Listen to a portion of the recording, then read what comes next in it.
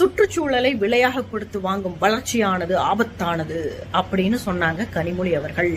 ஆனா இன்னைக்கு சொல்றாங்க சுற்றுச்சூழலுக்கு எல்லாம் ஒன்னும் ஆபத்து இல்லைங்க அப்படின்னு சொல்றாங்க. என்ன விஷயம் பார்த்தா, தூத்துக்குடியில ஸ்டெர்லைட் ஆலை, அந்த ஆலையினால தூத்துக்குடி மாவட்டத்தில் இருக்கக்கூடியவங்க, குறிப்பாக அந்த ஆலையில் வேலை செய்பவர்களுக்கு கேன்சர் நோய் பரவுதுன்னு சொல்லி ஒரு பரபரப்பா ஒரு வதந்தியை கிளப்பி விட்டாங்க. யாரு? திராவிட மாடல் தான். அப்ப ஏடிஎம்கே பீரியட், அந்த டைம்ல அந்த ஆலையவே க்ளோஸ் பண்ணணும், பயங்கரமான ஒரு பிரச்சனையை கிளப்பி துப்பாக்கி சூடெல்லாம் நடந்தது. அதுல 13 பேர் அநியாயமாக உயிரிழந்தார்கள். அன்னைக்கு அந்த சுற்றுச்சூழலை பாதிக்கக்கூடிய அந்த ஆலை ஆபத்தானதுன்னு சொன்ன கனிமொழி அக்கா இன்னைக்கு சுற்றுச்சூழலுக்கெல்லாம் ஒன்றும் பிரச்சனை இல்லைங்க, ஆபத்து இல்லைங்க அப்படின்னு சொல்லி அதை தொடங்குவதற்கான மனுவை வாங்கியிருக்கிறார்கள்.